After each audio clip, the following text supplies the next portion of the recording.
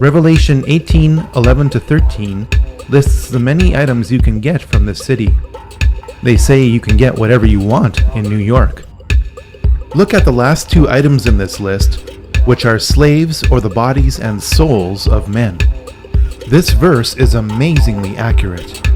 The United States was allowed to become the world's biggest debtor nation when it became bankrupt in 1933, eventually along with all other nations, because your birth certificate is a bond.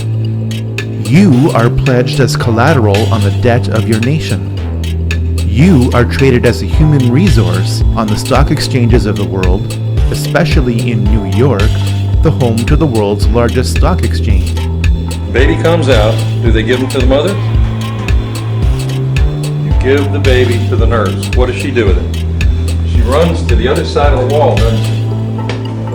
Baby disappears. What did you do? You gave the rest to that person, whoever it was, you know. Now what do? They come right around and they bring it back to you. And what are they giving you? Remember this one? They're giving you possession, but they're giving it to you. Possession, title, or excuse me, possession, use, time, age 18 or whatever. But what happened over here? You gave them this. Interest. That's what they own. They own you. They stand you on the contract, so you understood the contract, didn't you? Footprints. Corporate personhood is a real scandal.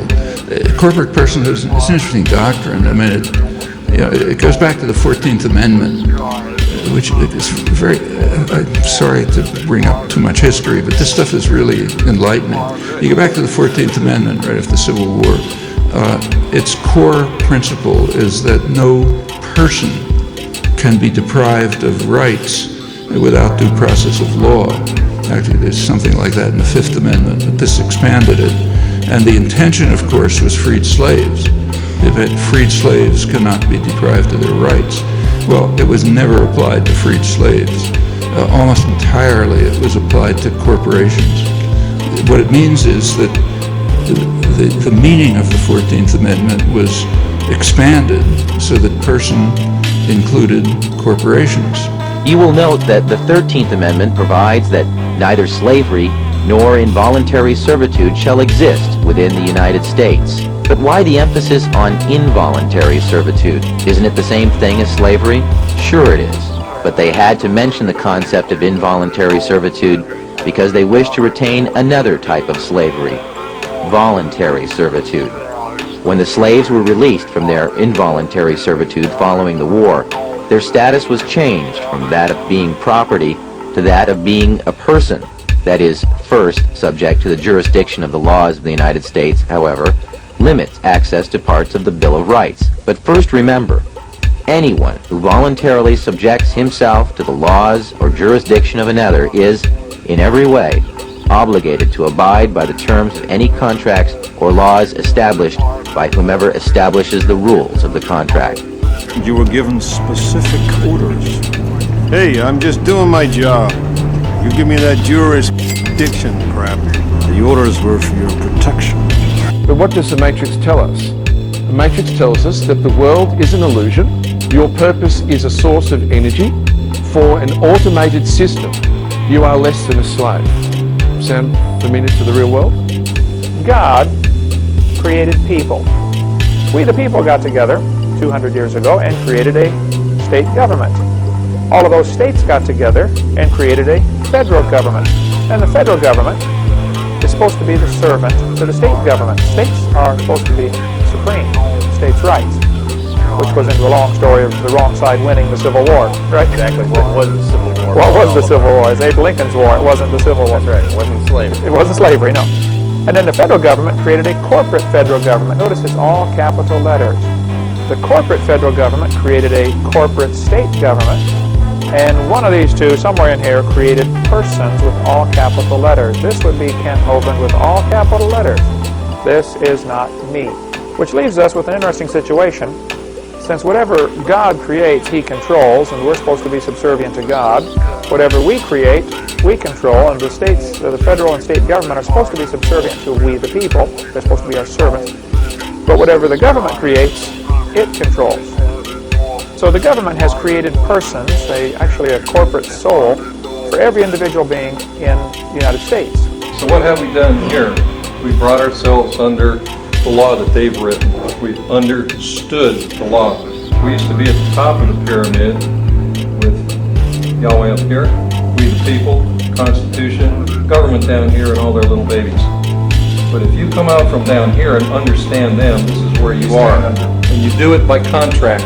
Everything's by contract. So we've made ourselves basically unrighteous by contracting with it. We're our own Adams, aren't we? Adam had the same deal handed to him. Who told you you were naked? Who told you you were illegal fiction? Who told you you were a straw man? Who told you you belong in this court? They did. You're a taxpayer. Who told you that? Who told you you were naked?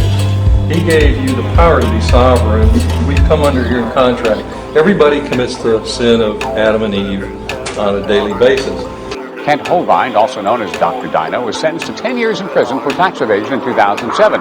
His wife, Jo, sentenced to just over a year for the same charges. The evangelist couple operated Dinosaur Adventureland, a former Pensacola theme park dedicated to creationism. Hovind had maintained that park employees were missionaries and not subject to taxation. As part of their conviction, the Hovinds were ordered to forfeit 10 properties, including the theme park. Today, the Commission will accept information from the order concerning the forfeiture of properties and assets previously owned by the Hovinds. He's been convicted. If you don't know, he was convicted 8 years ago for not paying his taxes with his ministry, which he should have paid. Anyway, went to trial and he got convicted. I believe he got 10 years, and he's currently scheduled to be released in 2015. He still believes he did nothing wrong.